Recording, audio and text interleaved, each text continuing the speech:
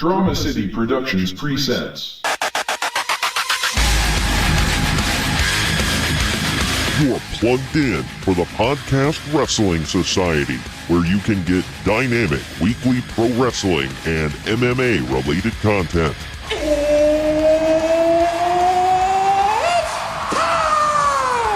Give us a follow on Facebook, Twitter, and Instagram at PODWRES Society so that you can stay in the know. Faith is the place, and the sky's the limit. And if you like what you hear, give us a 5-star review and hit that subscribe button. Woo! Woo! Woo! Woo!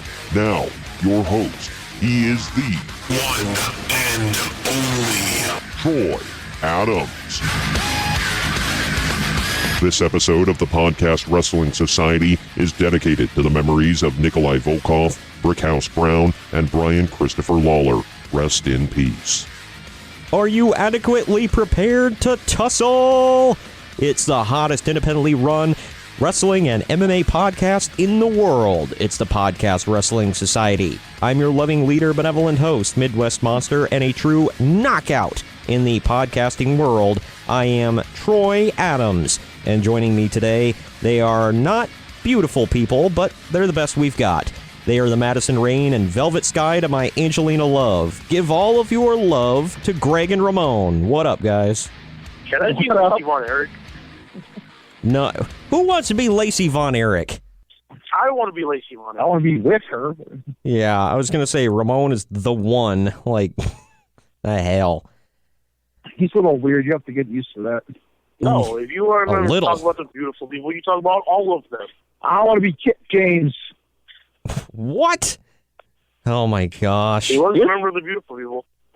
Yeah. Oh, my gosh. I forgot he was for a second. He wore those, like, pink trunks with the cherries on them. Oh, yeah. Gosh. Because he wasn't wearing pink trunks before. Yeah, but these ones had cherries all over them, which made it even worse. And, like, Mike Tenay was How's like... it worse than lips? Than lips, exactly. Cherries. I rest my case. I don't know. It's freaking Mike Tenay was cherry. Mike Tenay was trying really hard not to like say anything really derogatory about him. Like when he saw those, it was like, oh my gosh, it was really awkward. He was like, well, only Kip James would buy a pair of trunks like that. Say what? Mike Tenay clearly doesn't like cherries. Wow. Well, I like the girl Cherry that was in WWE with what the hell? What was that tag team? Deuce and Domino. Yeah, Deuce and Domino. God, yeah. Oh, excuse me. Oh my God. The only cherry I know is just Cherry Ball, a.k.a. Allie. Okay. Oh my gosh, yeah, I forgot. Forgot that was her name before she went to TNA. Or excuse me, Impact Wrestling. My bad. Gosh. Did she just get her teeth kicked in by Tessa Blanchard? Oh, yeah. Tessa just beat the crap out of her. Which, by the way, I just found out Tessa Blanchard, Friday, as this is being posted on Wednesday, this past Friday, Tessa Blanchard only turned 23 years old. That's crazy. Yep. She's ridiculously young. Yeah. Well, anyway, yeah, I like how her dad was, a member of the Four Horsemen, and her stepdad is like one of his fiercest rivals ever. Yep. That's crazy. Well, what better way to get it back as your rival than stealing his wife? Yeah. Like, your daughter calls me dad now. You get my daughter to call you dad. You get my daughter to call you daddy, I screw your wife. This is getting weird. What? Yeah, just move on. What was that Will Ferrell movie? Was it like The Campaign or something like that? With him and Zach Galifianakis. You know what I'm talking about? Yeah. Yeah, that was from.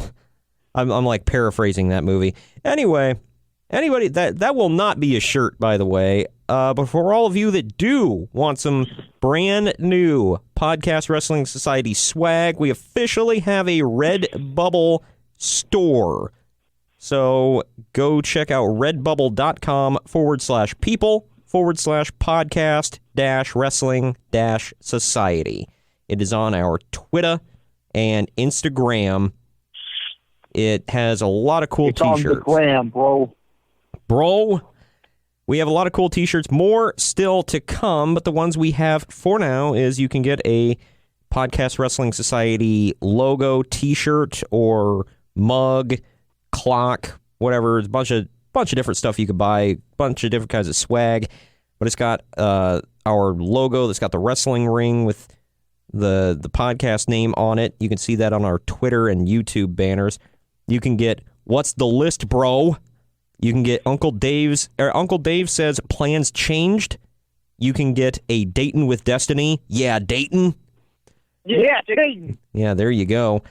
You can get Greg's personal favorite, official Naked Midian fan club president. You can get that in a clock, by the way. Official.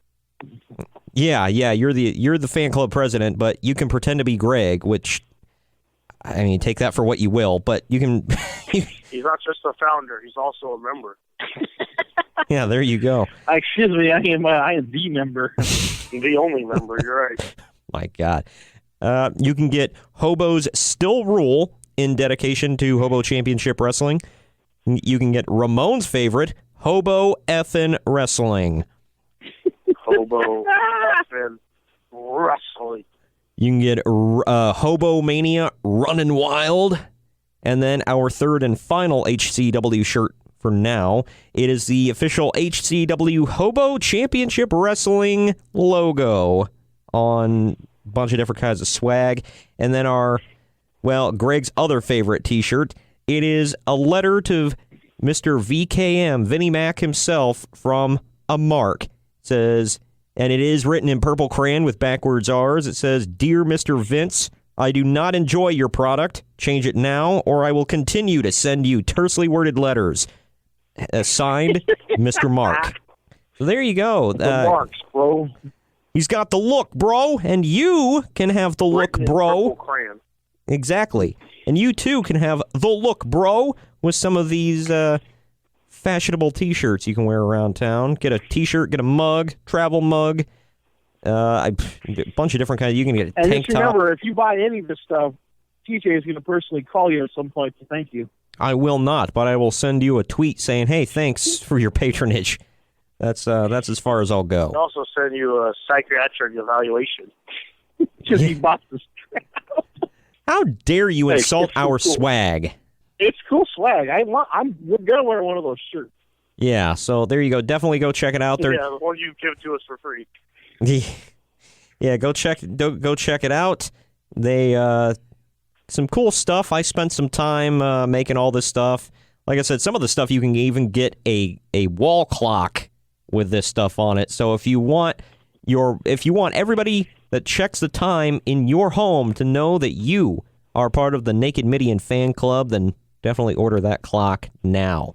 Or you can order Hobos Still Rule on a clock face. So who wouldn't want that? I just have one question. When did hobos stop ruling? I did. They We're never. going to get on that ground floor now when it comes to Hobo Championship Wrestling. Yeah, we're getting in It's going to be huge.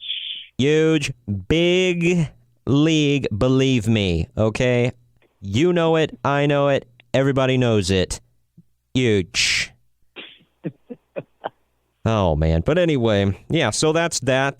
Just letting you all know. And the move to Hushka, I believe, was a big success. Everything is ported over. So if all of you did not realize by now on your iTunes, you can go check us out on iTunes. Everything is changed and updated.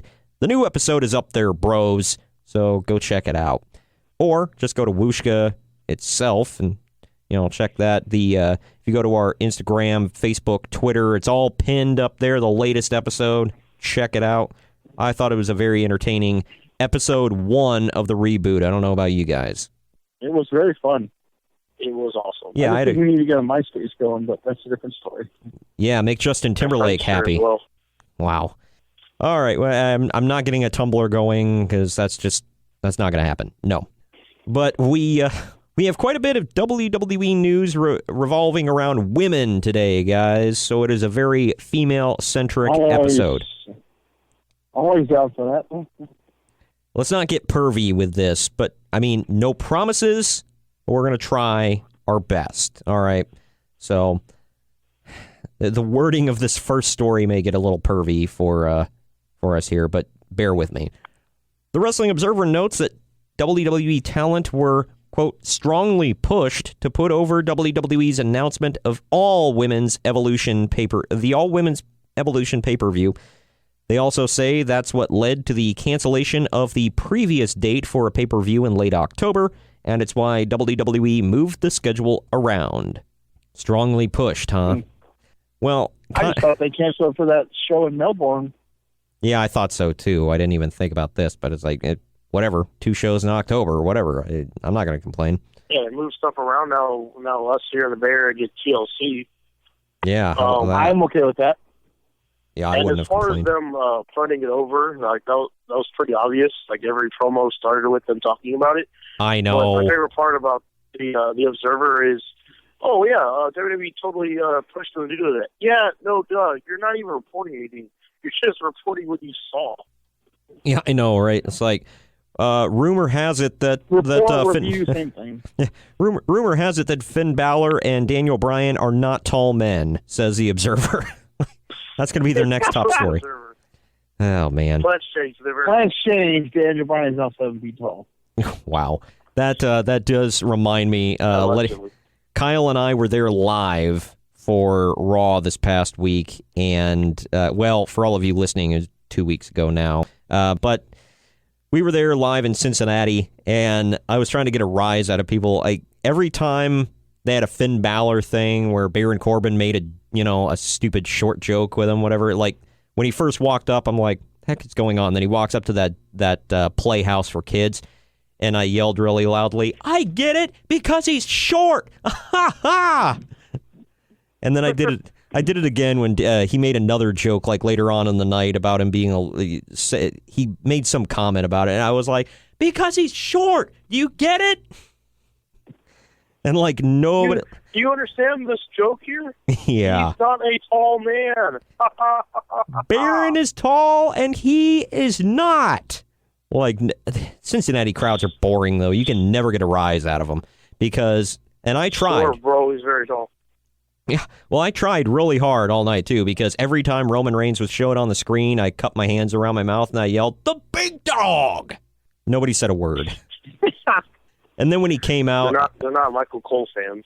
Yeah. Well, then I stood up, like, during his entrance, everybody stood up and most of them booed. And I stood up and I was like, yes, you all get on your feet and show this man the respect he deserves. The big dog with the big hog. And I was just, like, going off. You're that guy at WrestleMania. Yep. Are you hearing this, Greg? You're hearing this, Greg? TJ is that guy. Yeah, but this one's okay. Yeah.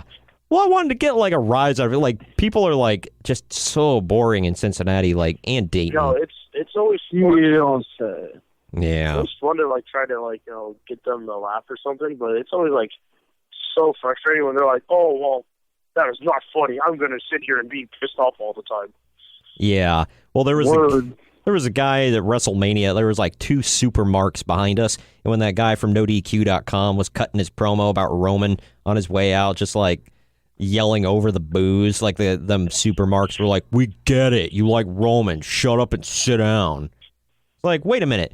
The guy cheering for Roman, he needs to shut up and sit down, but the rest of these marks on their feet booing their hearts out, no, they're cool. You can stand up and keep booing. Like, all right. Yeah. I guess that's how it works. Part of this do you not understand? I don't understand marks, I guess. Stephanie McMahon has fueled speculation that she could be wrestling at WWE Evolution in a recent interview with Sky Sports. Oh yeah, because if there's one thing You're in the main event. Yeah, because if there's one thing we're all clamoring for, it's Stephanie McMahon to get in the ring and wrestle again. I want to see her versus Eva Marie. Oh, it's going to be Stephanie McMahon versus Roman Reigns in the main event of Evolution. Excuse me, it is Woman Waynes, and he will have lipstick on and color his hair differently, so you don't know it's him. Did you say Woman Reigns? Yeah, basically. Nice. Well, yeah, you got to get Roman in there, so you got to squeeze him in. Jax. Man. Wow. No, I guess, I mean, if the Samoan contingent, I guess, but furthering on the WWE Evolution storyline, or story here, Ticket Drew says that there will be more legends announced for WWE Evolution, including one or more Hall of Famers and the Bella Twins. Yay, Bella Twins! Favorite part of one or more Hall of Famers and the Bella Twins. Yeah. They'll be in the Hall of Fame one day. Yeah. Oh, gosh. And the thing is, nobody's going to boo. I don't get that. Am I the only one that can't freaking stand them? I mean, I'm not talking I'm about... with you on that one, dude. I mean, I like looking at them, but that's where it ends. Like, past that, I'm like, why did, like... And the crowd, like, erupts when Nikki comes out. I'm like, she's not good. I don't know. She's not even compelling. Like Alexa's not the best wrestler, but at least she knows what the hell she's doing out there as a character. Yeah, at least she has some mic skills and acting skills. Neither one of these girls could act their way out of a wet paper bag. Oh, Nikki has the dancing skills. Yeah, she knows how to shake that rear. Shake it! Shake that rear! By God, shake it! Oh, big sweaty women. Anyway. Wow. That's what we're going to... Instead What the hell? At WWE Evolution, instead of big sweaty men, we're going to have big sweaty women. Oh, yeah. Have you guys noticed, well, obviously you were there, TJ, but did you notice that during that whole announcement, it's like, the women have been oppressed, and now we're going to set them free.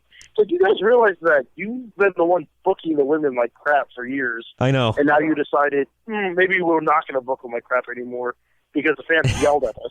Yeah, right. Because Twitter blew up, we decided, maybe we should stop doing this. That sounds good. And then they're like, by the way, Stephanie McMahon invented women's wrestling, damn it.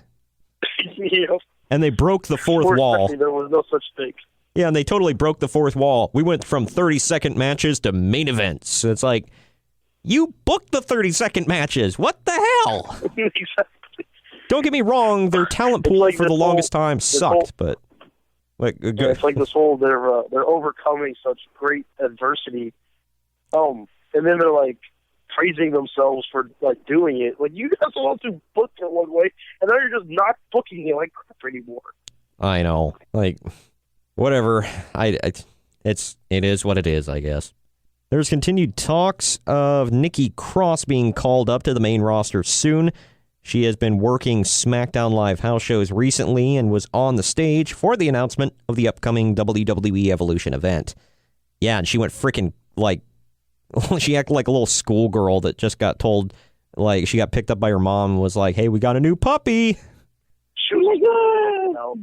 Yeah, she was like jumping up and down and like flailing her arms like, yay, and like grabbing girls and like, oh my gosh, we did it. And I'm like, holy crap, just like, goodbye, kayfabe.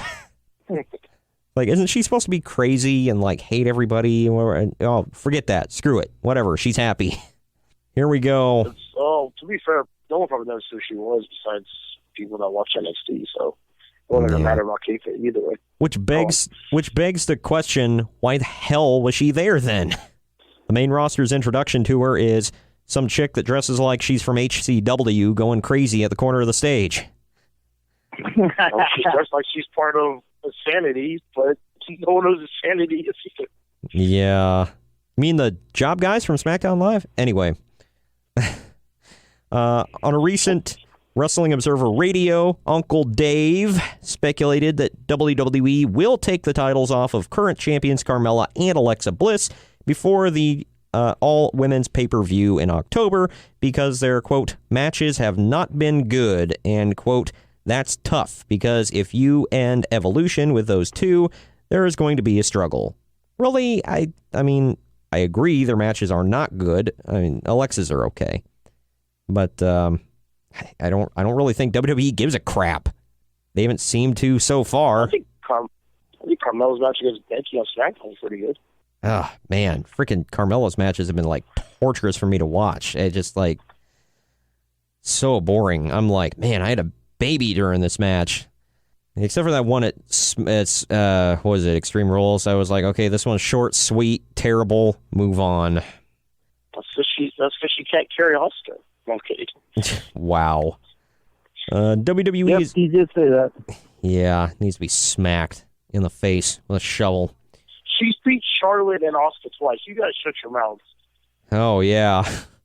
WWE is promoting an NXT UK women's title match for Evolution. PW Insider reports that Ginny, Toni Storm, Charlie Morgan, Rhea Ripley, Dakota Kai, and Tegan Nox will be at the new brand's first tapings this week. Man. Should just be Tegan Nox versus Toni Storm. We'll determine who the first champion is. I've never seen Tegan Nox work. However, I don't know. I've never seen, besides Rhea Ripley, Toni Storm, and Dakota Kai, I've never seen the other girls work. So I don't know what they can do. Tegan Nox she's fantastic. So if you ever get a chance, look her up. Look her up, bro. At me, bro. Look her up, bro. Dakota Kai is really good, videos too. On the YouTubes, bro. Act like you know what you're talking about. Wow. Yeah, well, I mean, I'm a fan of Dakota Kai in more ways than one. Rhea Ripley has a good upside to her. Charlie Morgan and Ginny, I don't know anything about them. And Toni Storm's obviously great. So, I don't know. We'll have to see where it goes. And for the Mae Young Classic here, the newest news, I'm going to take a stab at this name here. Zexus? I don't know. Her. Sexist? Starts with a Z. Zexus, I guess. I don't know. Isla Dawn or Isla Dawn. I don't know. Lacey Lane, Kieran Q, Toni Storm, and Japanese wrestling veteran Miko Satomura have become the latest additions to the Mae Young Classic. 11 spots still remain. Telling you guys, Toni Storm's going to win. It doesn't matter who else they name. You think Toni Storm's going to... Well, freaking Greg's picking Mia Yim. Of course he is. So he's a mark. But anyways, Toni Storm's going to win. And she's going to beat Baszler like she should have a couple weeks ago on that UK thing. The guy who took 1 million pictures of Joey Ryan tonight just called Greg a mark. Cool. Hey, you brought Joey Ryan. You want to talk about the matches he had tonight? No, I don't. We're in the referee got the blow pop in his mouth, bro. Oh, my Lord. It went from crotch to mouth to mouth. Enjoy your hepatitis. Yep. That's just... The blow pop. If only it was hepatitis. Oh, my gosh. Hepatitis, HIV, AIDS, gonorrhea. My son got a Joey Ryan toy. I got a Joey Ryan t-shirt. Man, I hope you bleach the hell out of that toy before he ever plays with it. He didn't. Nope. I hope it didn't rituals. Man, he's going to hate you someday. He's actually a very cool guy. Like, the old Joey Ryan thing is just a character. His opinions on wrestling just makes me hate him. I don't know. I'm sure in real life he's perfectly fine. I mean, I don't know, but he seems cool to his fans. He's a great wrestler too. Joey Ryan, extra large condom, go up on. He looks like a cinnamon roll just popped open and had pubic hair thrown all over him. God dang. He's disqualified from being a good wrestler because he's a comedy piece of crap, mother effer. But yeah, I don't know. Coming from the Young Bucks fan.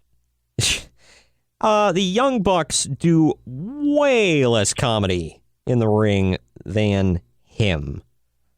I will say, I saw this clip. I don't know if it was recent or if I was just now seeing it, but there was this clip where the Elite were all doing the too sweet to one another, and they were trying to get Tiger Otori, the referee, to join in with them.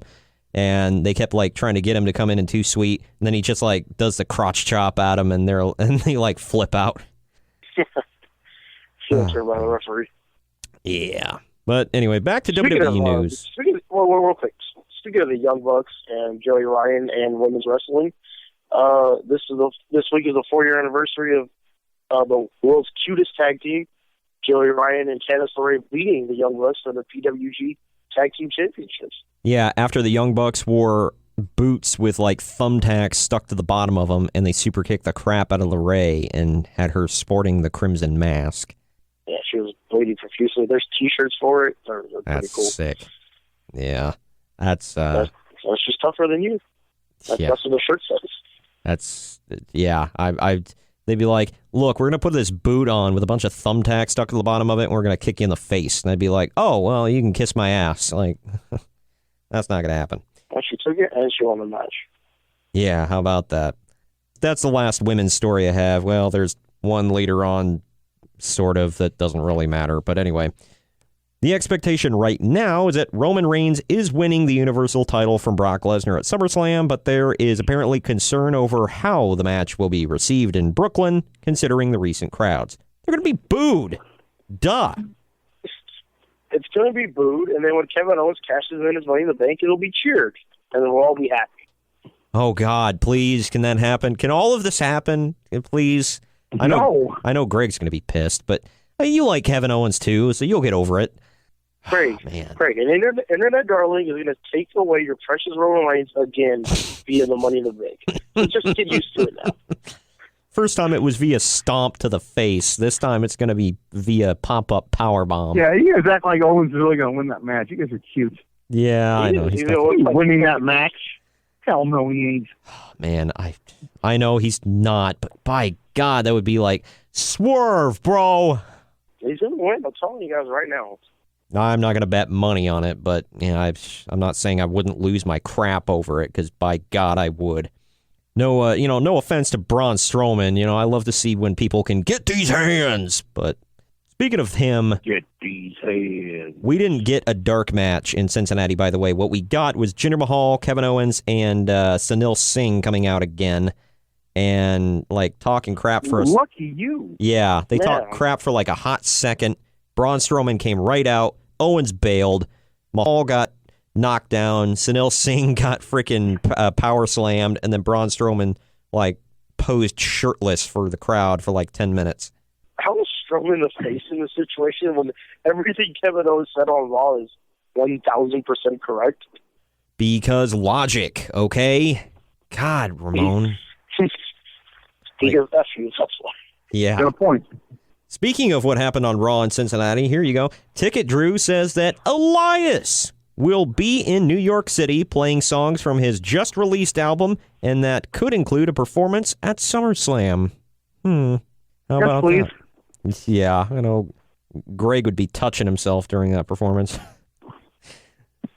He's going to be touching himself regardless of the performance or not. But Well, I can perform. I'm surprised you didn't use that. he's done. Surprised you didn't use that line we kept using for WrestleMania weekend, Greg, when I said the thing about Elias might perform at SummerSlam, and you're like, my apologies to the people in front of me. Andrade Someone realizes that Foley's bar. Yeah. Andrade Cien Almas is in line for a big push on SmackDown after impressing officials during his July 17th match with AJ Styles, per PW Insider. Well, impressive on SmackDown a week ago. Have they never seen him wrestle in the 2 years he's wrestling for them? I know. I don't think he's ever had a stinker of a match. Ever. Especially since who is this? Zelina Who is came this on. guy, pal? I've never seen him in my life. Who the hell is this Mexican? We need ourselves a pretty Mexican. A sweaty Mexican. And that cute been a little while. that cute little chica he's got with him. What is she, 12 years old? By God, TV material. Oh man, but Stay away from that one. I ain't touching that one either. She's super small. Come on. But yeah. So anyway, but yeah, he's impressive every freaking week. So I'm actually. Hell, I was impressed with a damn Sin Cara match for the first time in years. So there you go. I forgot Sin Cara was on the roster. I Yeah. forgot R-Truth was on the roster. Yeah. I learned a lot of stuff last couple weeks on SmackDown. Right? Yeah. There's more to come that you're going to learn here, too. That kind of shocked me, but we'll get to it in a moment. By the way, Ramon, I should have had you say Andrade Cien Almas' name because you're more qualified than I am for various reasons. Andrade Cien Almas. I can't get the Mas part right. Yeah, see, I did it better. And I've... Yeah, right. Per Russell Shut up, Votes... lady. Per Russell Votes, Randy Orton definitely pushed for his recent heel turn. From what I heard, he's been crying for that for years. Yeah, I was going to say, from what I heard, he hates being a babyface. And he's like, every time they want to switch him face, he just complains until they switch him back. Randy complaining? No, never. Yeah, well, I thought he was easy to work with. Breaking my heart here. That was a great promo, though. Yeah, most of the time. You remember when he was doing that whole, in case you don't know, my name is Randy Orton. He did that for like... No, I haven't paid attention to a Randy Orton promo in like 10 years, so no, I don't remember this. Greg, do you remember that? No. When he was hurt? No, it was like 4 years ago, I think. Might have been longer than that. I'm losing track of time. But there for a while, like every single week, he'd come out and he'd start his promo with, in case you don't know, I am Randy Orton. And he started every promo like that. Like, we know, dude. You've been here for like over 10 years. Like, who doesn't know who you are? And this was at the same time, by the way, that Alberto Del Rio was saying his own name, and then he'd say, but you already knew that. And I'm like, then why are you telling us? Everybody Wait, just hold on. Are you guys getting upset about somebody saying their own name? Aren't you both Adam Cole marks? Adam Cole, baby! Well, he does that for emphasis with the crowd, not in promos. Yeah, exactly. Adam Cole finishes to his own name. Well, yeah. In bed, when he's done, he yells his own name out. Yeah, he pops up and he's like, Adam Cole, baby! And then his girlfriend... Say my name. And he says, say my name to himself. He looks in the mirror and goes, say my name. Adam Cole, baby. Adam Cole, baby. I wonder if he slightly chokes himself. I wonder if he whispers that in his girlfriend's ear just at random times. Like they go in for a hug. He doesn't whisper the baby part. He yells it in her ear. I found out something creepy because his girlfriend, Britt Baker, posted this picture all over freaking social media. It's super weird. Adam Cole wears a Speedo on the beach. That's how you know he's a real... That's the weird part, or the fact that you follow all of her social medias. I don't follow them. They just kept popping up because actually... Just been like, it's just Twitter or whatever. Actually, I follow Adam Cole, and since she tagged him, that kept freaking popping up in my timeline. I'm like, why? But yeah, so he's a real Florida beach bum. He wears Speedos and has long hair. Come meet the real bums. The real bro. Oh, well, you know where Adam Cole's going next. Yeah. Oh my! Shut up. It took me a second. Stay tuned. Hashtag stay tuned, baby. Here you guys go for WrestleMania 35. The Rock is leaning towards wrestling again soon, maybe even at WrestleMania 35, and will be making some WWE appearances soon. This all according to Ticket Drew. Just give us The Rock and Triple H. Just one time. I know. Before they both can't walk. Yeah, I know. Like, Triple H is already about as slow as I ever want to see him be in a wrestling ring, and The Rock... How can you tell the difference? It's how he's been his entire career, but go ahead. Yeah, but now it looks like he's not purposely being slow. It looks like he doesn't have a choice. Like, He's physically limited. Yeah, like, there are sometimes you can tell that, like, he's just like, man, I need to get back in the ring, get in everything. Like, he's in incredible shape, but just like when it comes to in-ring work, like, obviously he hasn't been doing as much. More cardio thing. Yeah, so there you go. I mean, and there's a difference. I mean, people can say it's like, well, you can run on the treadmill all freaking day, but it's totally different when you get in that ring. So Triple H does that all the time too. Yeah. So I mean, it's like whenever like WrestleMania rolls around, he always has some like dark match or a house show match or something like. Yeah. Leading into WrestleMania. Yeah. And I just like how him and Cena had like the worst match I've seen them have ever. And it wasn't a bad match. It was just like compared to their other work, it wasn't as good at the Greatest Royal Rumble. And like Triple H is like paid by numbers. Yeah. Yeah, basically it was like, let's do all of our high spots, pal. And then, get out. Exactly. And then, I love how like Triple H was moving like super slow, like more than usual. And they can mask it because they're like slow and methodical. Like, yeah, that's it. That's what's going on here. Yeah. But anyways, I know I just crapped all over him, but I just want to see him versus The Rock one time. I know. Beat The Rock. Do it. Hell no. Well, Rock didn't I don't wrestle know. for WCW. He's not going to bury The Rock.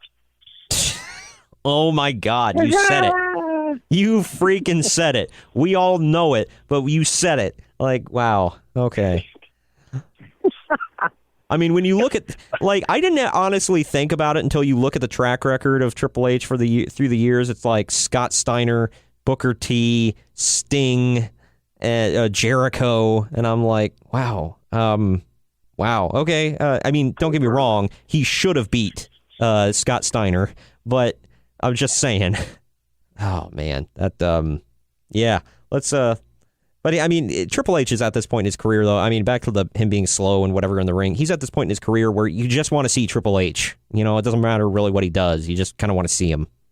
Here you guys go. Here's a story that'll keep you awake for sure. James Ellsworth never signed a contract with WWE upon his return, but the expectation is that he could be brought back any time that the company feels like they can use him. Why would they ever feel like they can use him? That is James effing Ellsworth, man.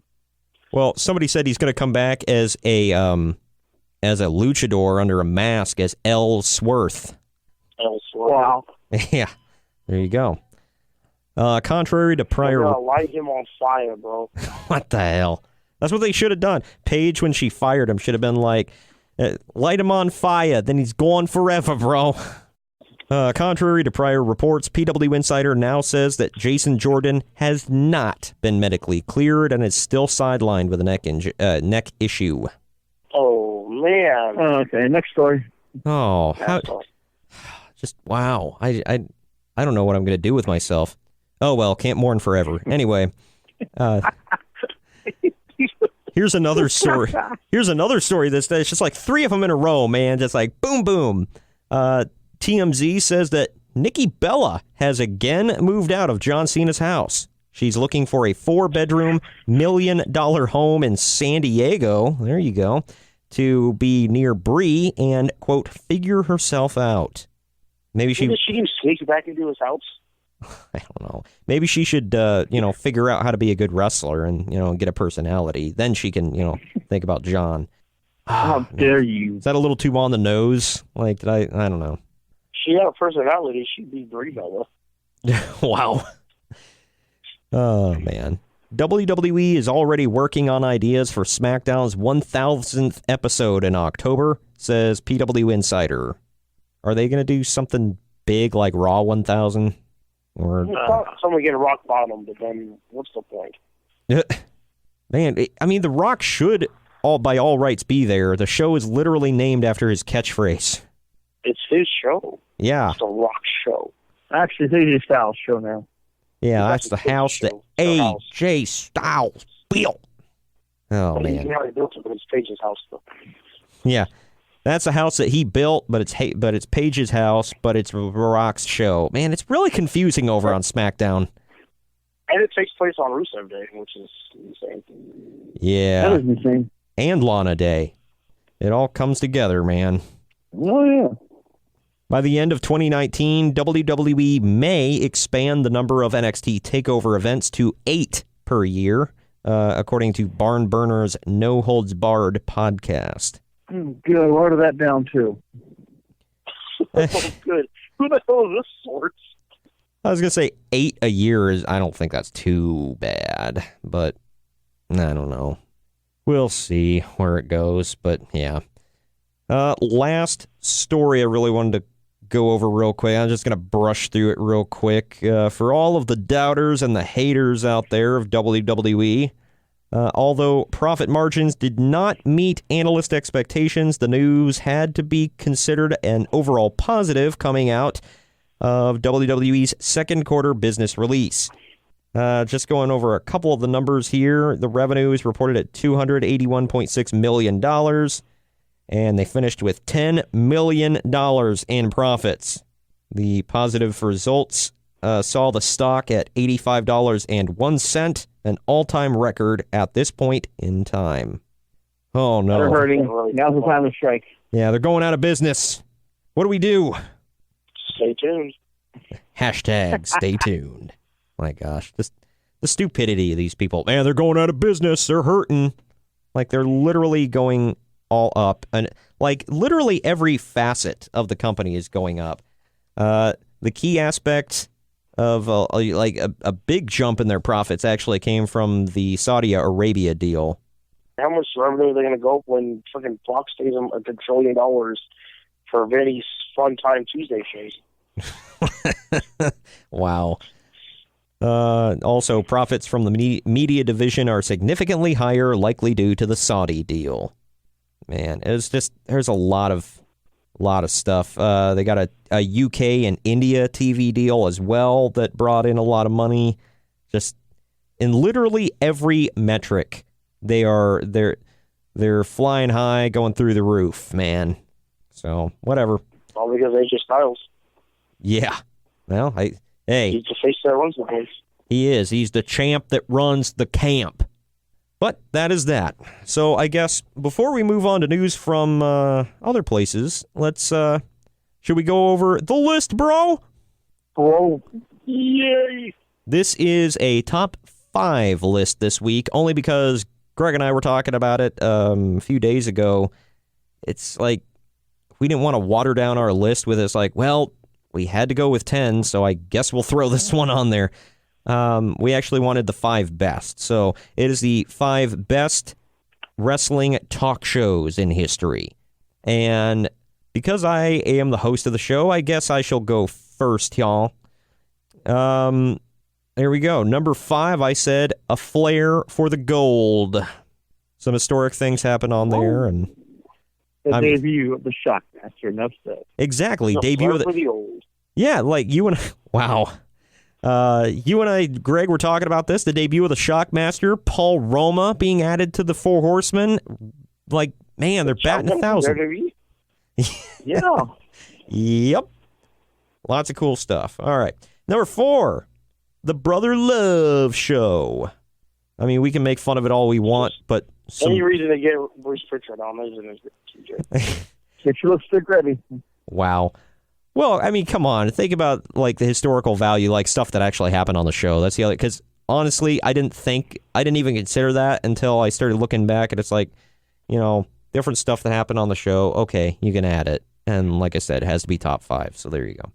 Number 3, I said Miz TV. Lots of cool stuff happened on there. Yeah, lots of cool stuff happens on Miz TV. It has become the talk show in wrestling today.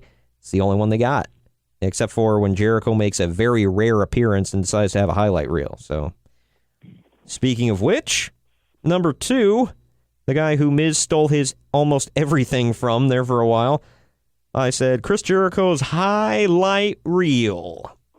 The highlight of the night, baby. Yeah, this, I mean, that show speaks for itself. A lot of cool things went down there. A lot of feuds set up. A lot of cool angles went down there. And Jericho's the man, so there.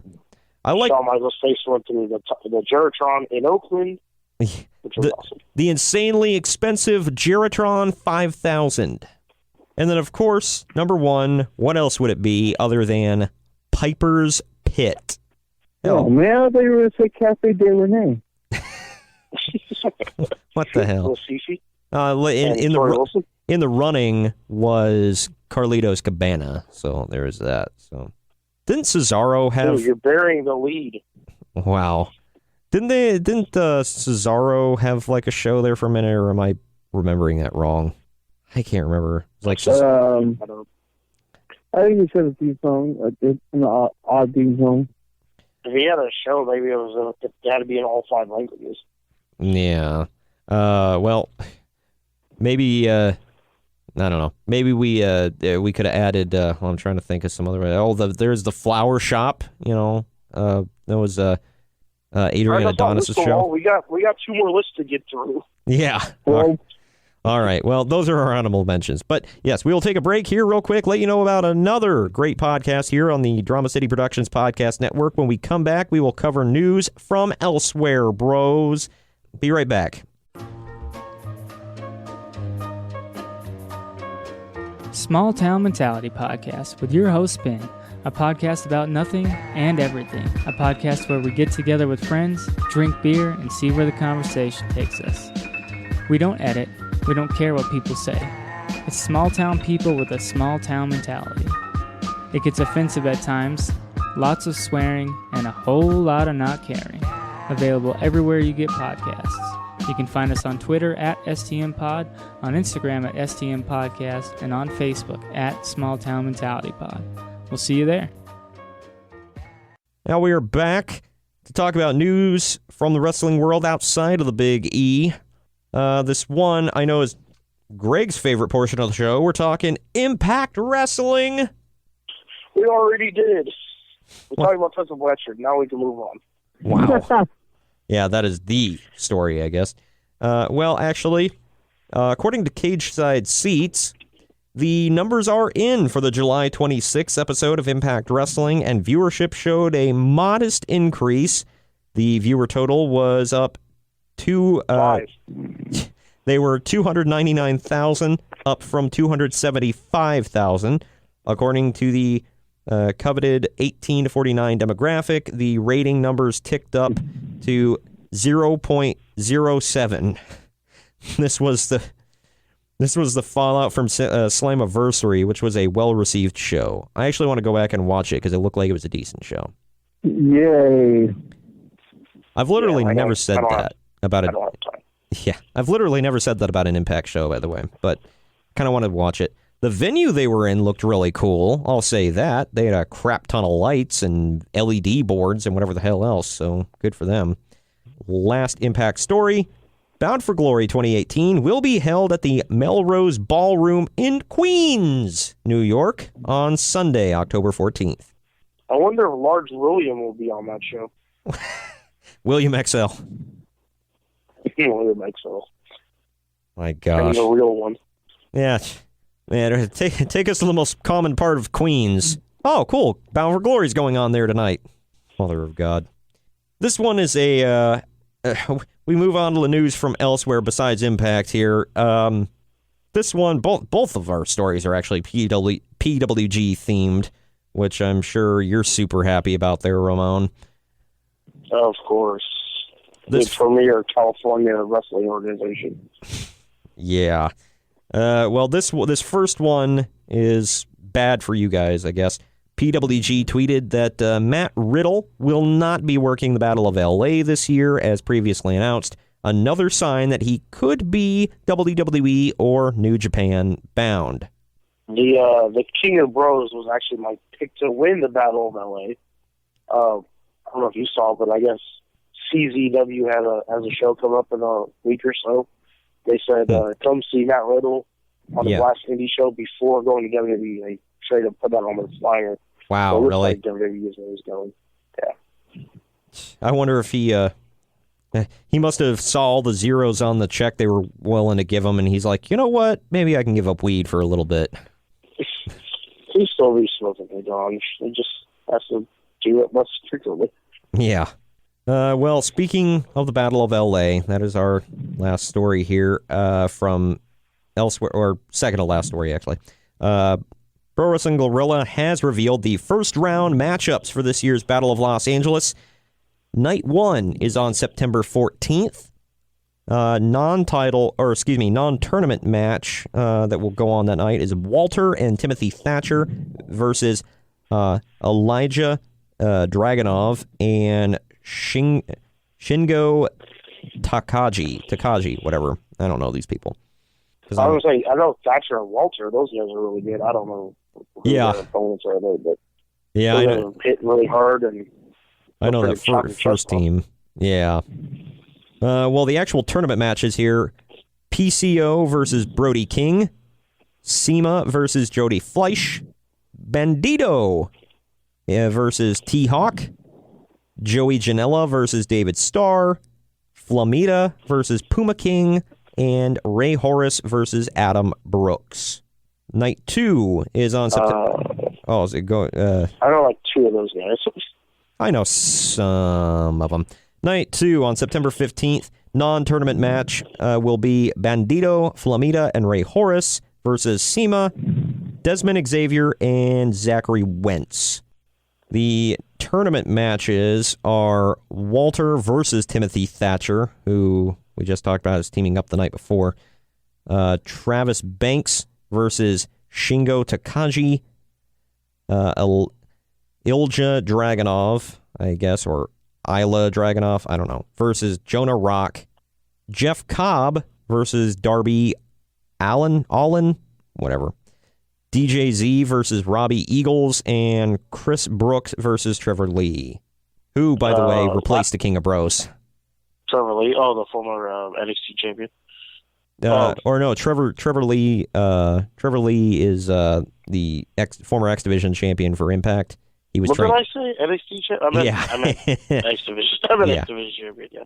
But yeah, Trevor Lee apparently is the replacement for Matt Riddle.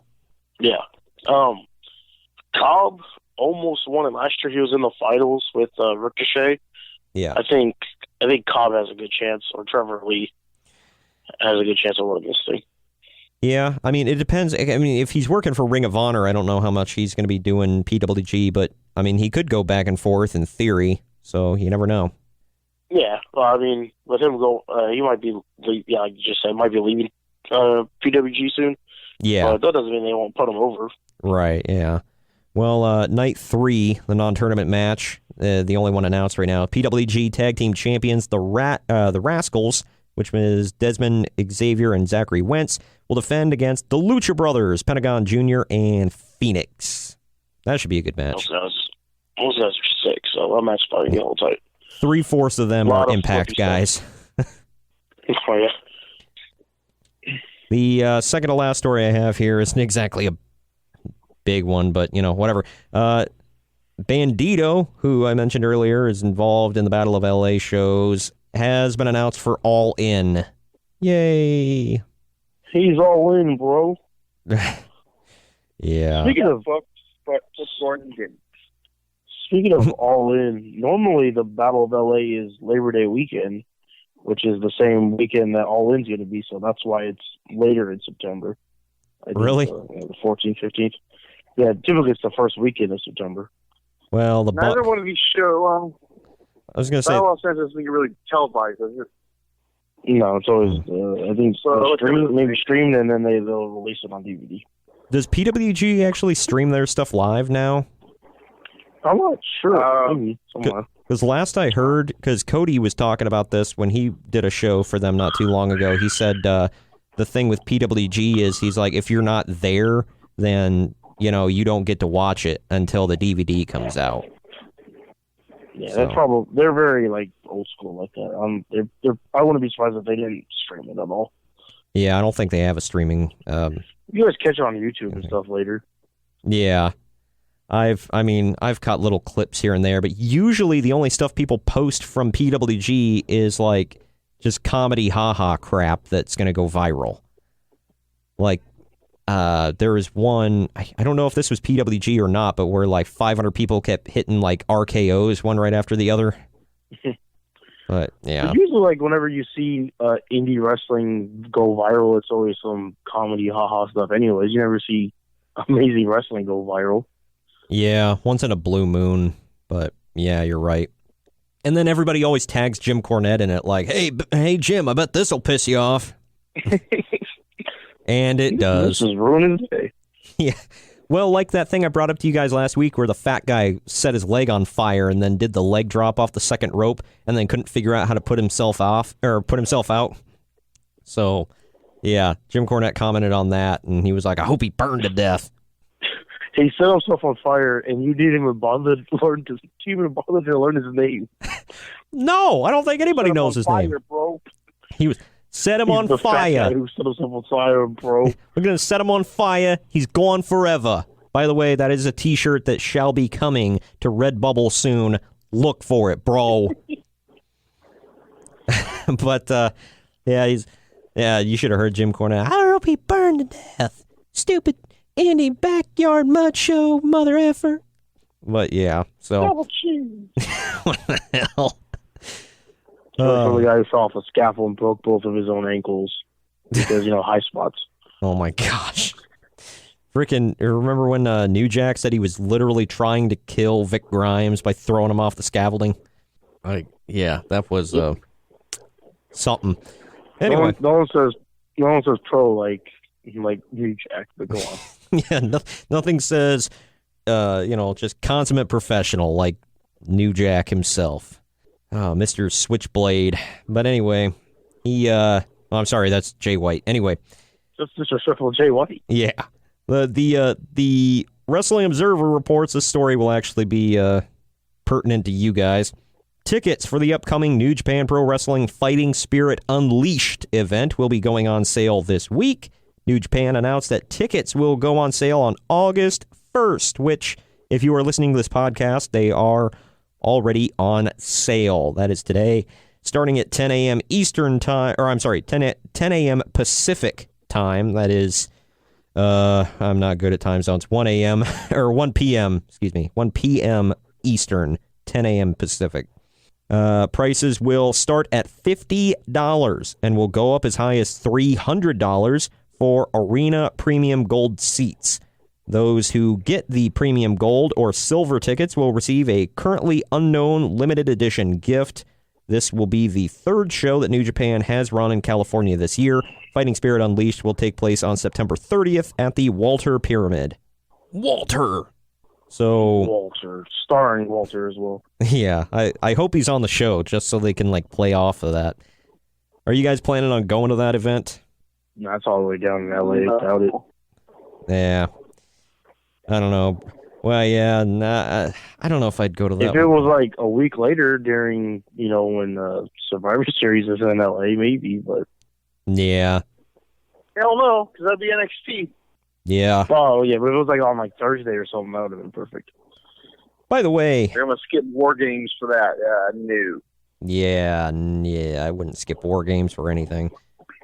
It's look, I'll catch my sister's wedding next time, okay? This is War Games. But all the butt-slapping super kicks. Well, hell yeah. High spots, bro. I do have to ask you guys this, because you guys went to the Cow Palace, obviously, and you guys were kind of commenting on this a little bit, but Bruce Pritchard was talking about how much they had to dress up like arenas back in the day, like Trump Plaza. Yeah, I heard that. Yeah, and he was talking about, he said the Cow Palace was not a beautiful building. We had to do a lot of work on it. Is that true? Is it kind of a crap hole? Oh, yeah. Yeah, it's a big old stink hole. Man, it looked great on WWE TV. They must have really put a new coat of paint on it or something, just dressed it up real good. But, they shot it on its good side. what the hell? All right. Well, that is all I got from the news from elsewhere, bro. So I guess it's time for the list, Ramon style. Oh, I'm so ready to list all over the place. Oh my gosh, that is not a shirt, by the way. What the hell? Did you even list on me? What the hell? All right, guys. We do not have that shirt, but you can go on Redbubble right now and on our store that I mentioned earlier on the podcast, and you can get What's the List, Bro? And soon, also coming to Redbubble, is Do You Even List, Bro? That's the best one. Oh, yeah. So check those out. And yes, they definitely are written in the Jersey Shore font. So there you go. It better be. Hell yeah, bro. But all right, what you got? Bros. Okay, I try to go a little outside the box, so instead of the generic wrestling talk shows. So number 5, I have the Abraham Washington Show. Mother of God. With Tony Atlas as his sidekick. I don't know what to do with that. It's the only thing I can frickin' think of. Yeah. Oh my gosh, you freaking said that. What the hell? What? It was a great show. Okay, yeah. I don't believe that. Until he got fired for making a Kobe Bryant in a hotel reference. That's just what it was, dude. It was a rape joke. Yeah. Yeah, that's literally what it was. I was trying to clean it up, but yeah, it was a rape joke. But go ahead. Okay, number 4, I have... Actually, that wasn't during his show, by the way. That was during the match. Whatever. Anyways. Yeah. Number 4, I have Unfiltered. What was that? I guess that makes it excusable then. Yeah, so that had nothing to do with the talk show. Yeah. Anyways, number 4, Splitting I have hairs. Unfiltered with Renee Young. Oh, is that what is that? It was like a talk show on the WWE Network where she would just sit down for like 10, 20 minutes and just talk to wrestlers. Pretty much like outside of kayfabe. Breaking kayfabe, bro. Number 3, this show only lasted, I think, 4 episodes, but I had the Bobby Heenan show.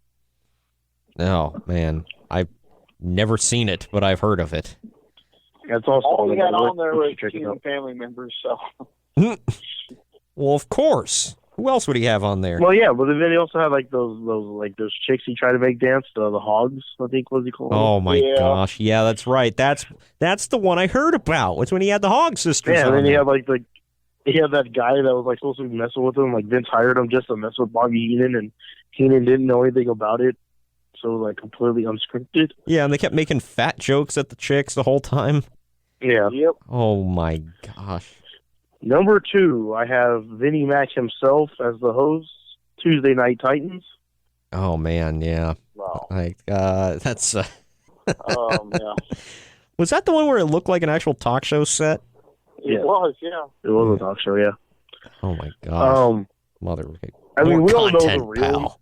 We all know the real number 1 answer, and I mean that'd be kind of boring to say, but I went with the now canceled, but always in our hearts, Talking Smack. Yeah, that's not really canceled. It's just once in a while. Yeah, it's canceled. Now it's just Talking Extreme Rules, or whatever the hell they want to call it. It's signed on for for less dates, bro. Yeah, same money, less dates. But that Miz promo alone made that thing fantastic. Oh yeah, that and then, well, what about freaking Eric Rowan going on there and like creeping everybody out, like just being with his mask. Yeah, just being random and the weird. Usos were really good on it too. Who? The Usos. Oh yeah, they were good. I like their. At the one point I was like, really? Are they seriously doing like white guy impressions right now? Like, you remember that? When they kept making fun of Dan O'Brien. Yeah. Yeah, I was like, okay, but. Yeah, I mean, anytime the Usos are on the mic, it's gold. So maybe they could. Not saying Roman's bad because he's got some good stuff, but I think the Usos could give him a few pointers. Especially their unscripted stuff. Yeah, I would assume so. How can you write that crap for them, and how could they remember all of it? No, that's them.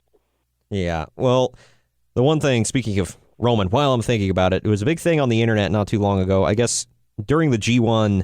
Recently, people were like, all right, after this, and I didn't think it was that bad. I thought it was a stupid line, but they were like, okay, this was Kenny Omega coming up with this line on his own. So it's like, I don't want to hear anybody say he's better than Roman doing the suffer and succotash thing, which wasn't even his line. It was written for him. Freaking Kenny Omega, during a post-match interview, looked at Kota Ibushi and said, you are affecting my average star rating. Oh my God. Yeah. If they're actually referencing the star rating. The freaking Young Bucks call their finisher the Meltzer driver. So there you go. Yeah, but that was like, kind of a meta joke, like ha ha, but like does the star rating like actually bother them or get them excited? I don't know. From what I heard, Johnny Gargano in the past, and I don't know, I really hope he was like mocking it, but people were saying it's like, no, dude, he was like serious about it. When he said that his goal was to get a 5-star match, and I'm like, by whose standards? I assume you're talking Uncle Dave. Dave's? Yeah, okay, I don't know. I know there's other wrestling podcasts besides ours, which I'm surprised, but lies. I don't know, but apparently like Edge and Christian have one. I don't know, whatever. Edge and Christian, they don't even give stars; they give Garganos. So they give 5 Garganos for every match. What the hell? I would give super kicks. Rating. I would give it super kicks, a 5 super kick rating. The Bucks get 1 super kick. Super click. Oh, speaking of super kick, that's how Joey Ryan won tonight via the walk-off super kick. Why? Why does he do a super kick? Shouldn't he just like... Because... If I were him, my finishing move would be like how Naomi does the rear view, but instead of like doing it with my butt, I'd turn around and do it with my crotch. Oh, like a Luthez Prez to their face? Basically. I think I would, like, for his gimmick, that would work perfect.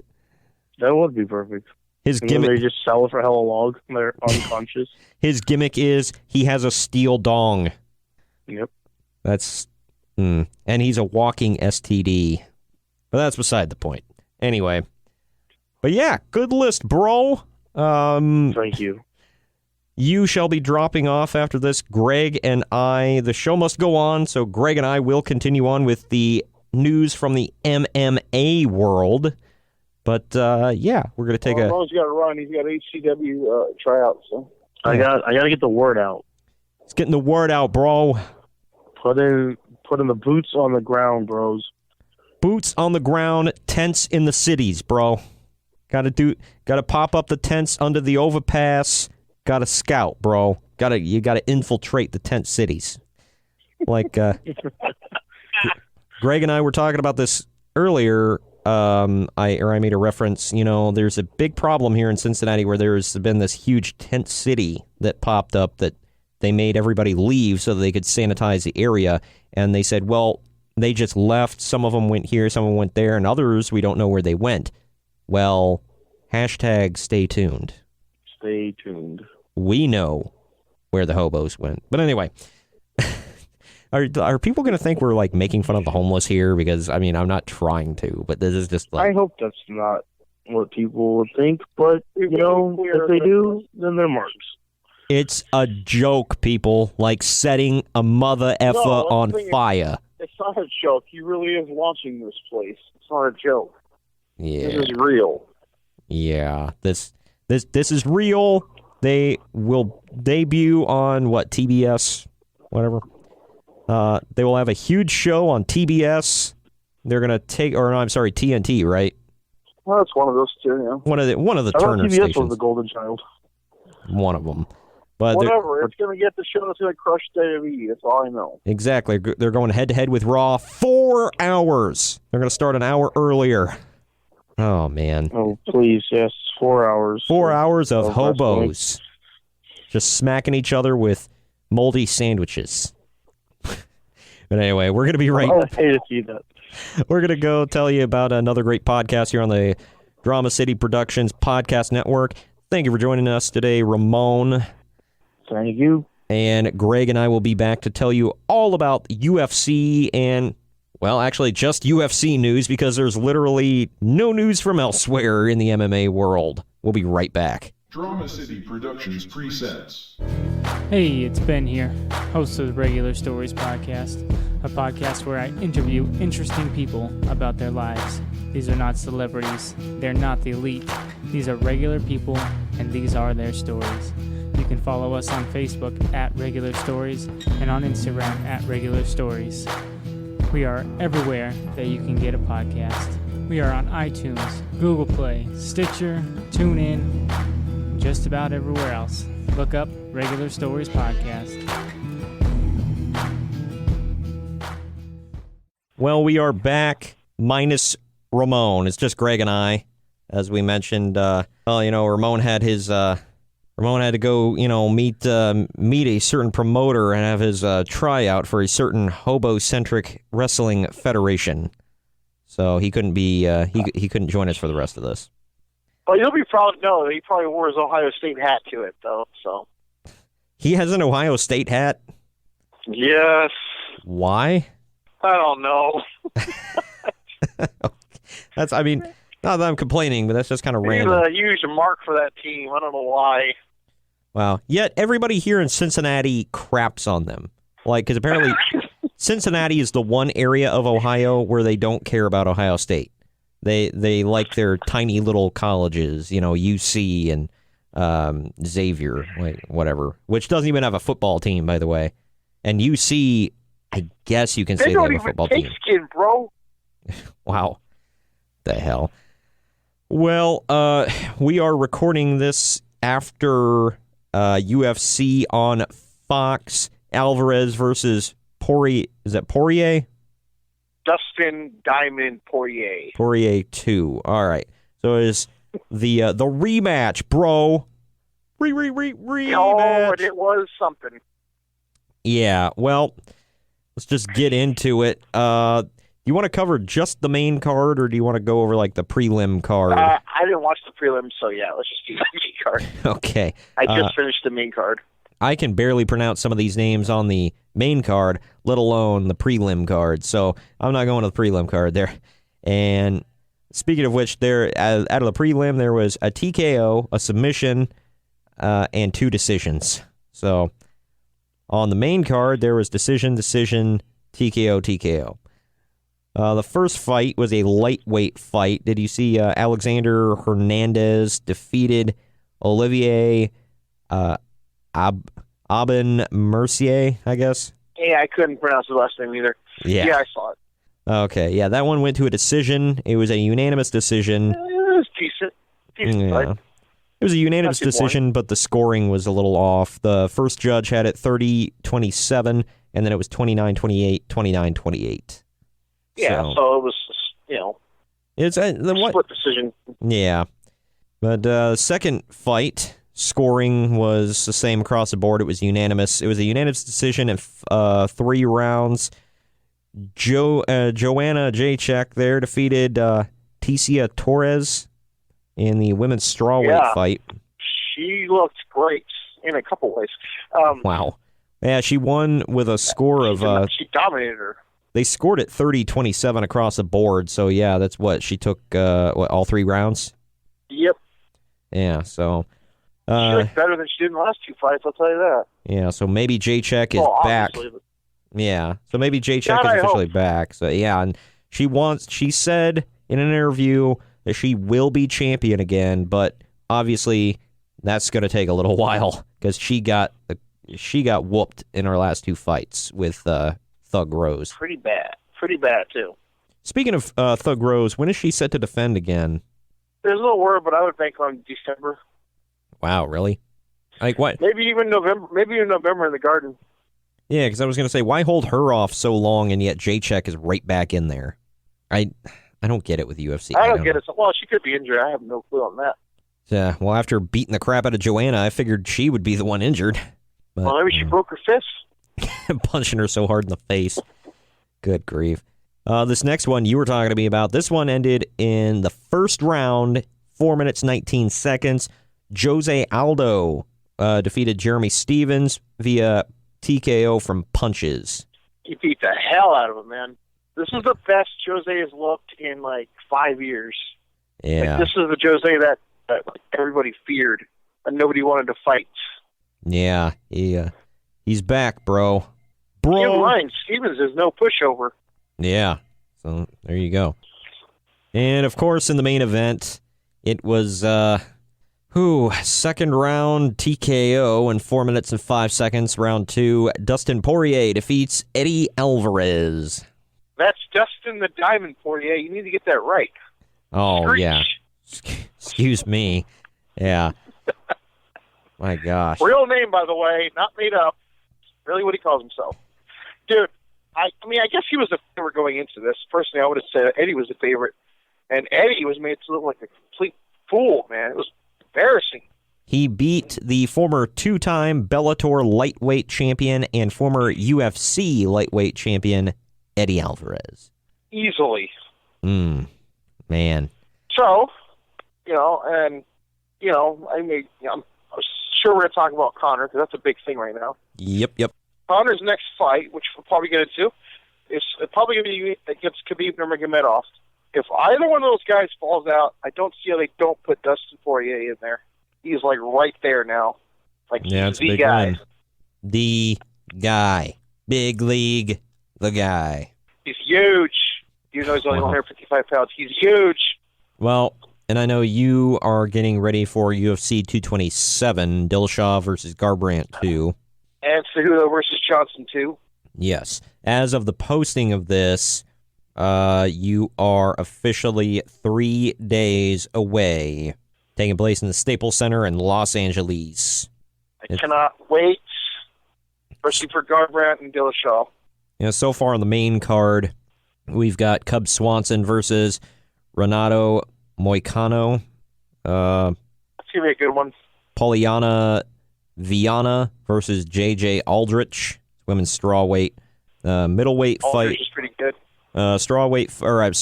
Middleweight fight. We got Thiago Santos taking on Kevin Holland for the flyweight title. That could be a sleeper fight. Yeah, I don't know either one of those guys. They're really actually. good, man. They're really good. I'll have to check out this card when it does air. For the flyweight title, Demetrius Johnson will defend against Henry Cejudo. I know you're looking Henry Cejudo, the only Olympic gold medalist in MMA history. The most decorated person in MMA history. Oh my gosh. Sorry, I had to throw that one in there. Bring it back to wrestling.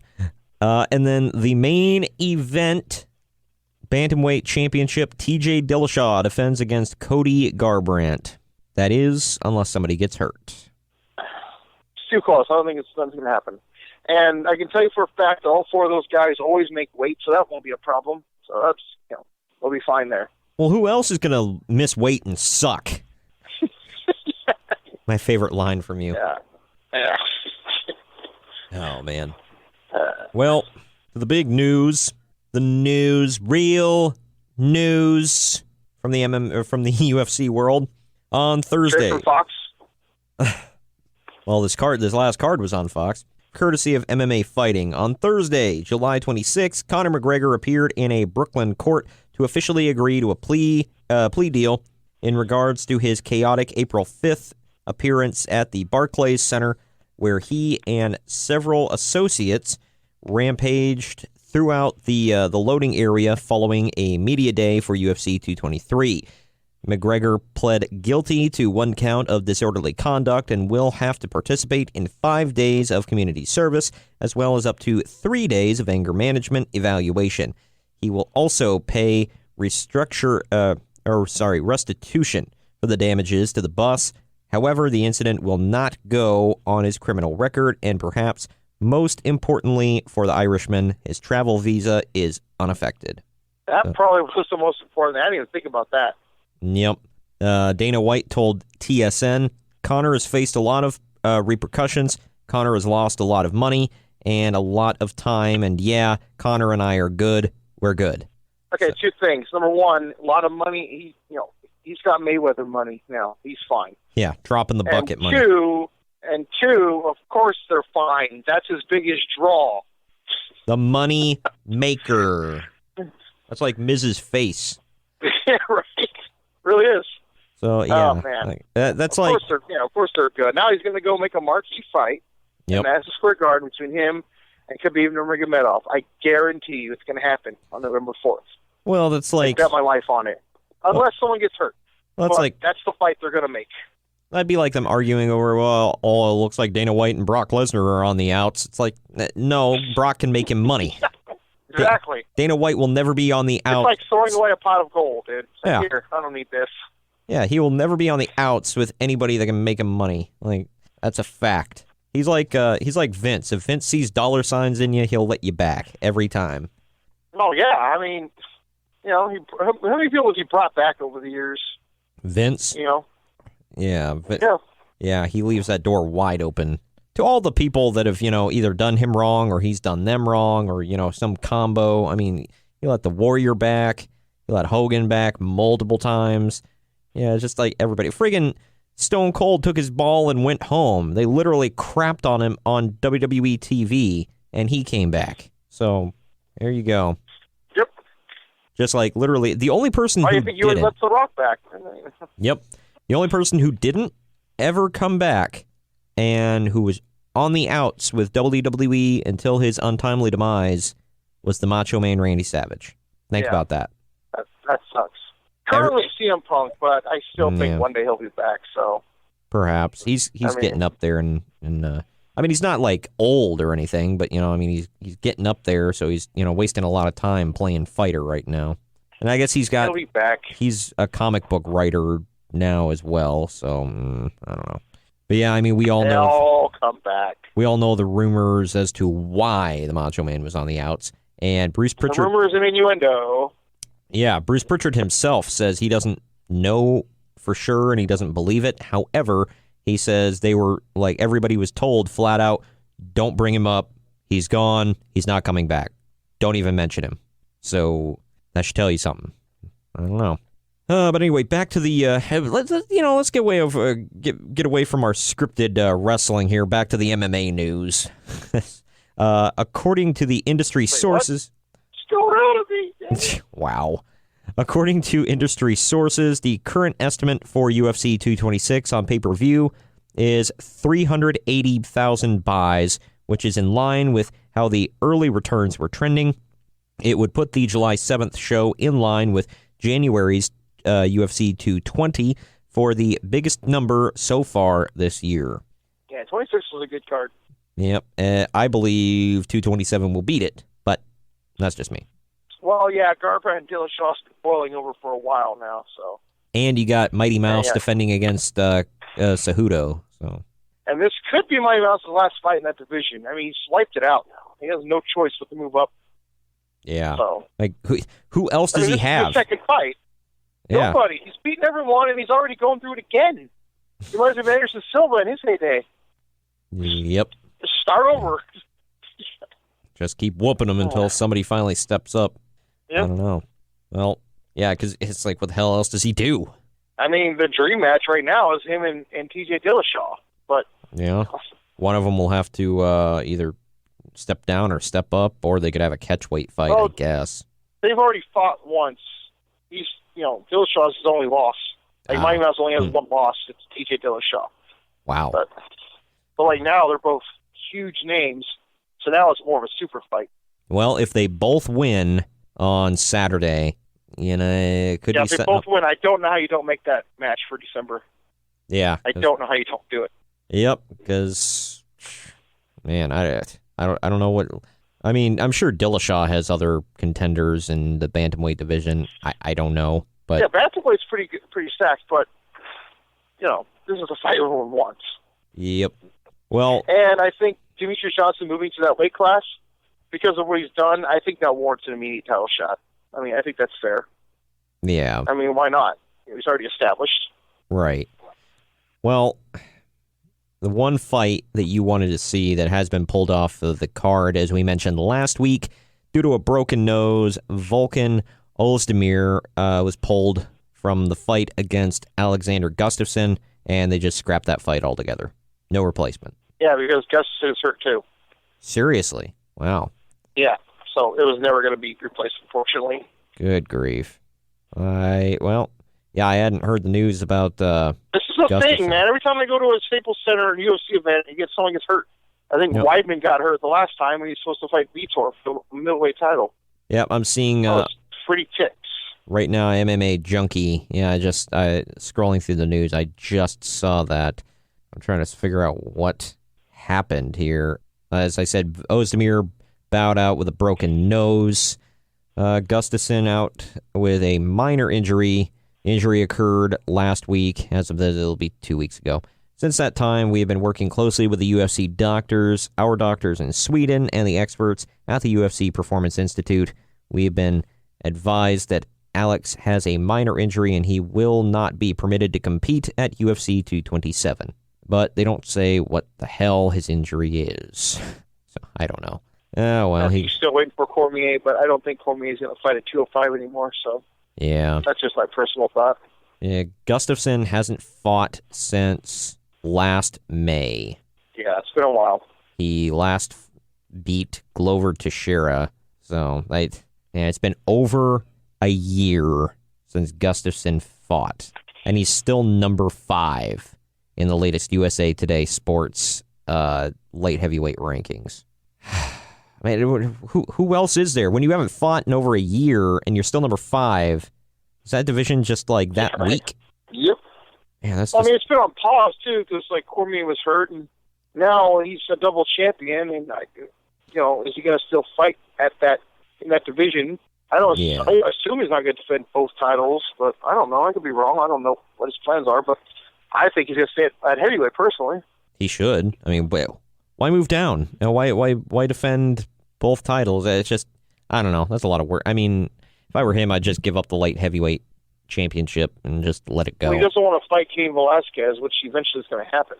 Yeah, if he's going to be heavyweight champion, yeah. Like, you can't get around that because, because Kane's not going to never get another title shot. I think he may be a liar when he comes back. Maybe DC will drop the belt to one Mr. Brock Lesnar, who will then drop the belt to Kane. For the love of God. Yeah, right.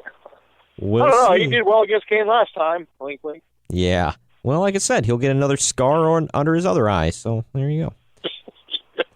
No, he won't, because Kane is right-handed. Wow. Well, maybe he'll switch it up, go southpaw on his ass. I don't know. Very, very possible. Just to make it interesting, he'll go southpaw. Oh, man. We'll see how Lesnar does when he's not doping, by the way.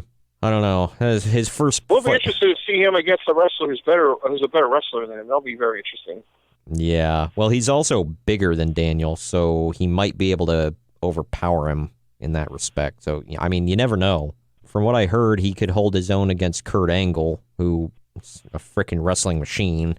He could probably compete in the Olympics, like, tomorrow.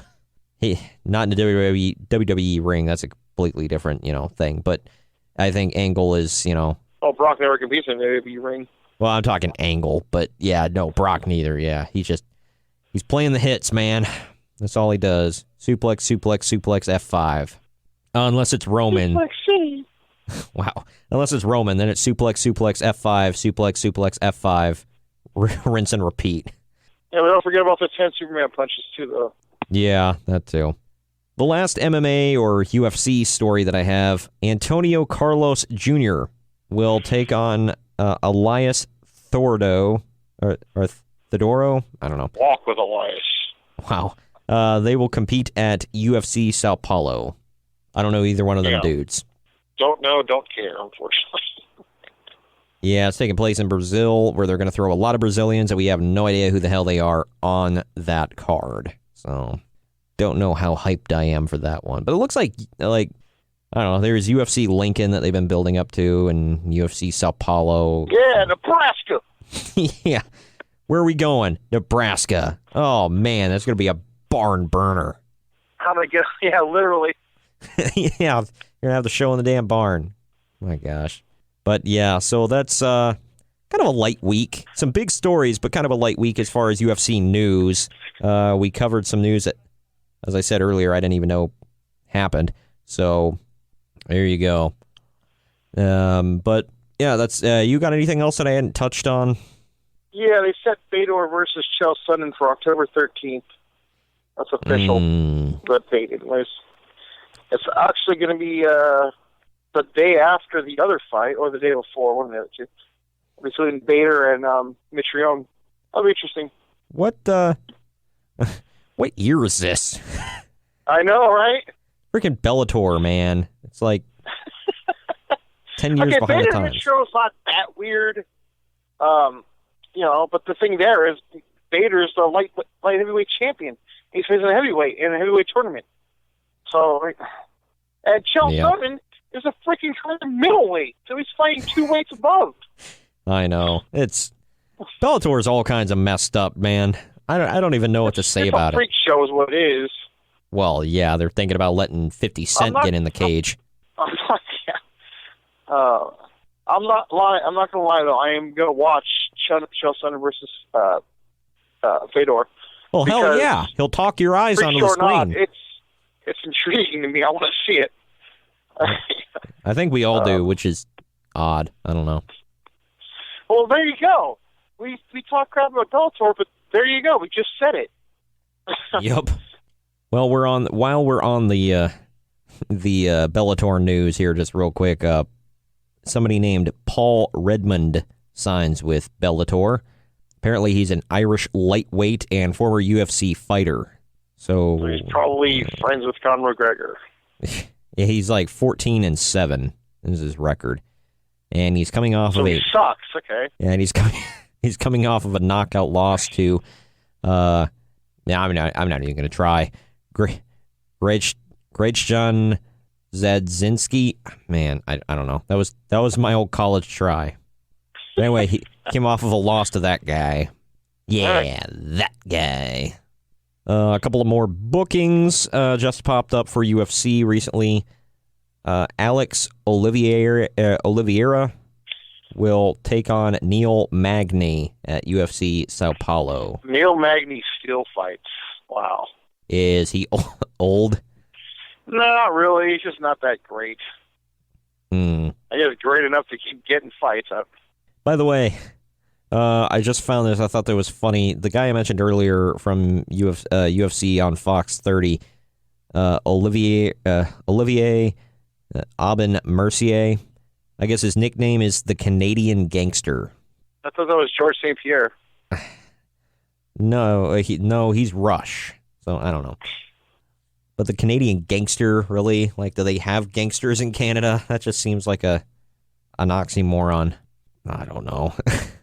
Another booking here real quick. Peter Yan versus Douglas Silva de Andrade is booked for UFC Moscow. So I don't know if you know either one of them guys. Nope. Yeah. When they go to a new market, I think Russia's like the first time they're going there, they usually bring in a lot of like fighters from there. They're like big names over there. So nice. Well, this isn't really much of a story, kind of, but it says coach here. Jose Aldo's head coach, Andre, starts with a P. That's as far as I'm going. Andre P. On Thursday night at Media Day for UFC on Fox 30, said that he said that Jose Aldo has got to be on a list of all-time greats, along with George St. Pierre, Anderson Silva, and Daniel Cormier. I wouldn't argue that. Really? Yeah. I didn't know what kind of reaction Not I going would off get the past from couple of years, but like, yeah. I mean, he was definitely one of the best ever. Well, there you have it, folks. If you disagree, send all your hate to Greg. Just yeah. Just and look if you do, I'll give you a call in the middle of the night and curse you out. Not because I'm mad, not because I'm a fanboy, but just because I want to. Yeah, because it sounds fun. Like, why the hell not? It's at Athletics Fan. Just look him up. Just at him, okay? At me, bro. But yeah, so that appears to be the last of the MMA news. I'm not going over it. There's some news out of Brave. I don't know what the hell that is. No, just skip it. Yeah, there's some news out of One Championship. This is the worst thing I can say about it. It's lower than Bellator. Man. Well, I mean, like it or not, Bellator is the number 2 MMA company in the world right now. It certainly is number 2. You got that right. Wow. Oh, man. There's news out of One Championship, but I know you don't follow it, so I'm not even going to talk about it. Yeah, so that's basically everything. I'm seeing a couple other stories out of One, but it's just, who watches it? Like the marks, bro. The MMA marks, bro. And then they watch that and they're, my God, this is so much better than UFC. These guys know how to book properly. Yeah.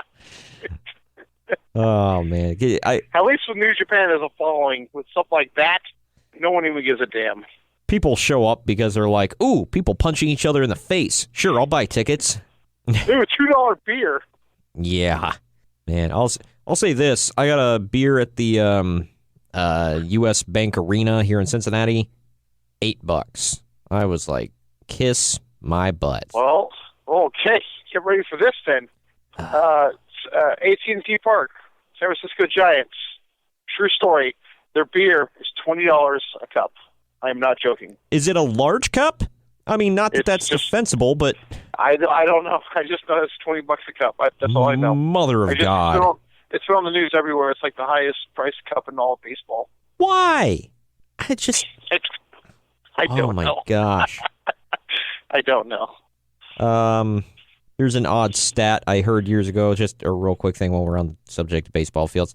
You know how you can pay for them to put a graphic up on the screen if you want to propose at a ball field? Believe it or not. Yeah. Believe it or not, the most expensive ball field, last I checked, to do that in was Dodger Stadium. Yeah, that makes sense. Seriously? Dodger Stadium? It is the biggest. I think it's the biggest baseball stadium in all of baseball. So. Ugh, man. Okay. Well, whatever. I don't know. Why don't you just tweet at them before the game starts, when you're in the stadium, and they put it up on the screen for free if your tweet gets on.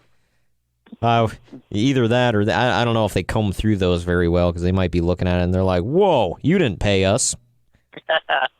But all right, that's all the MMA news I have that's worth a damn, and even some that's not worth a damn. So there you go. We threw in some extras just to pad this thing out.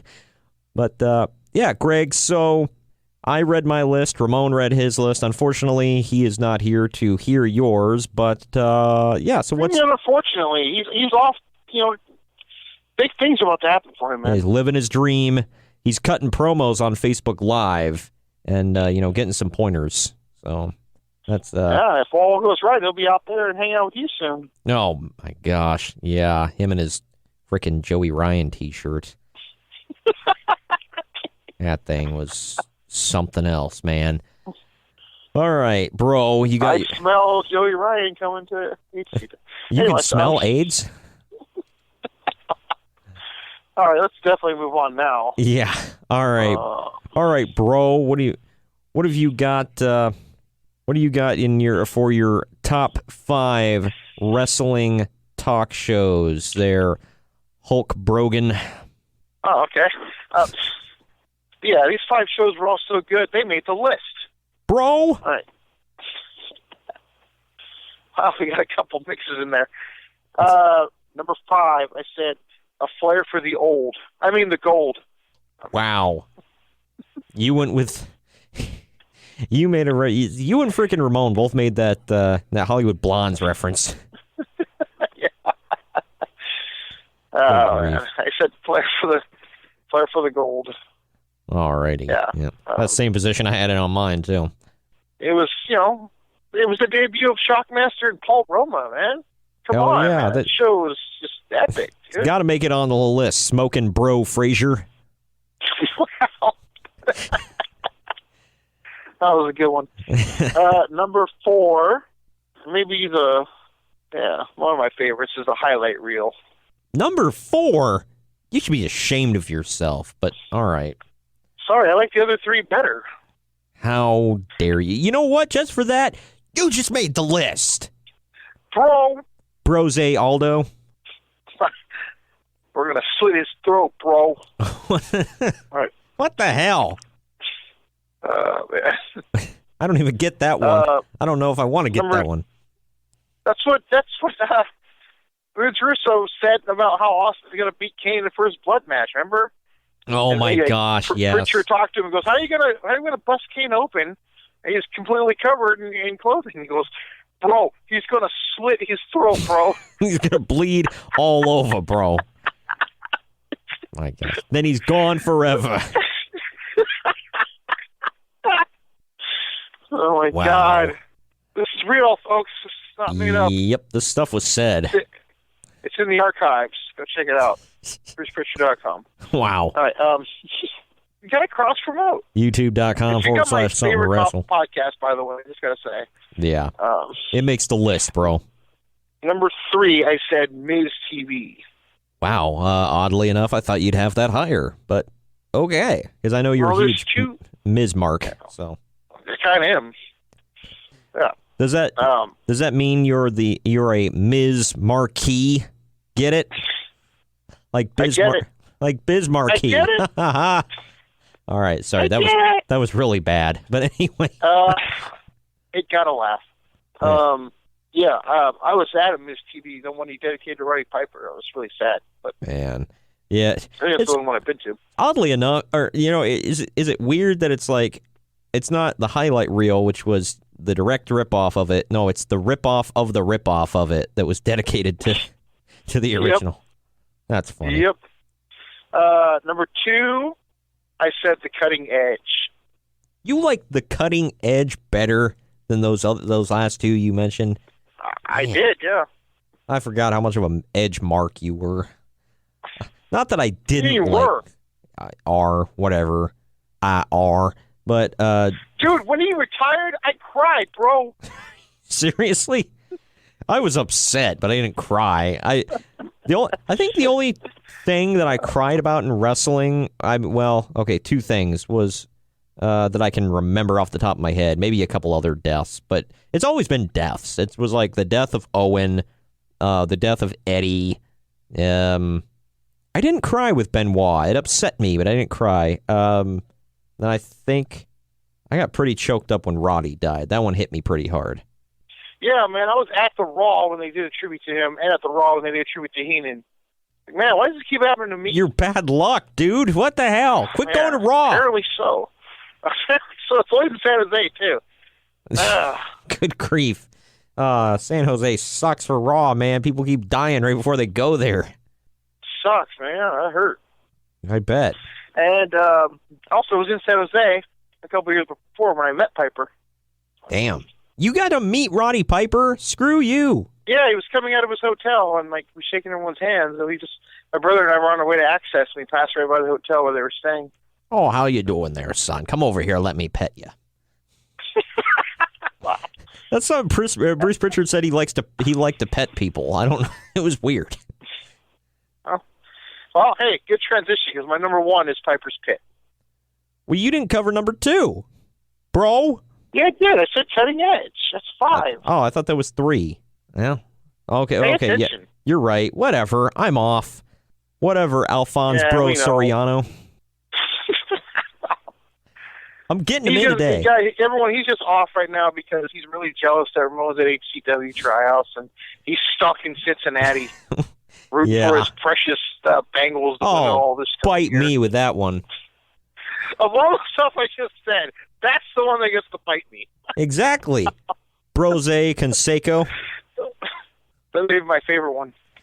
I got it. We were at the retirement of Jose Canseco. I called him Brose. How about that?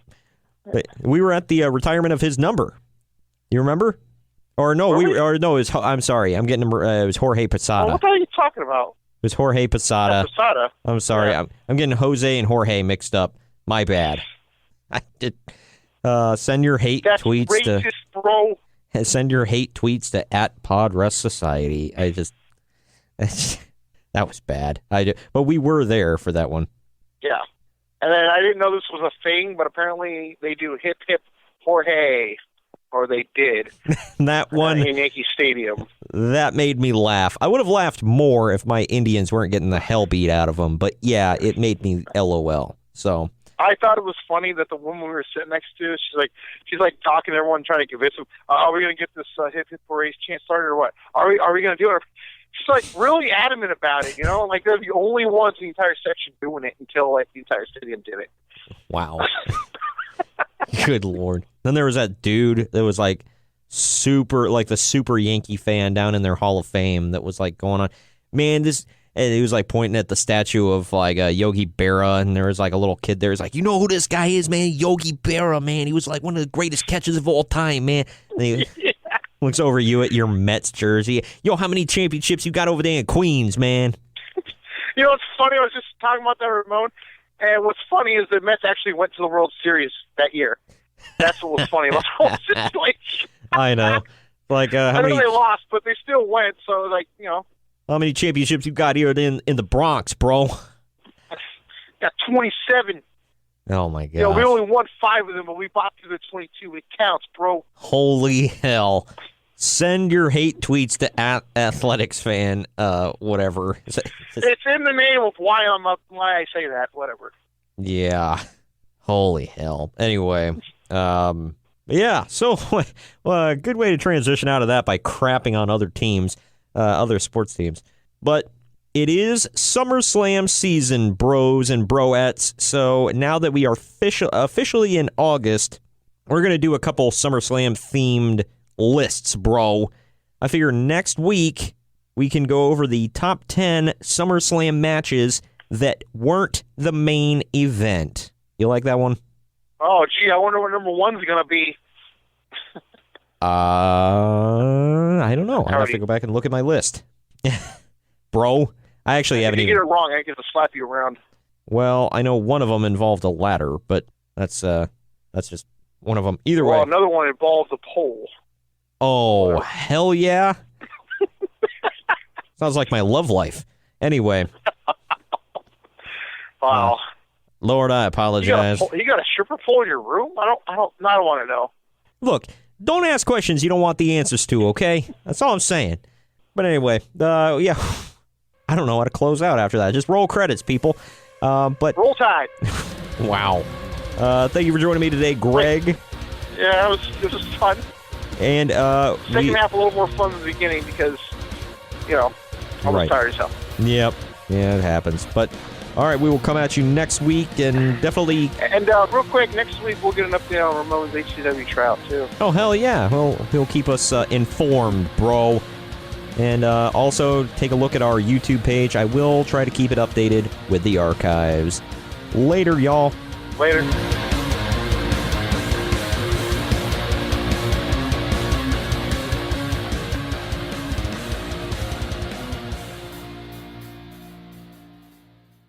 This has been a Drama City production.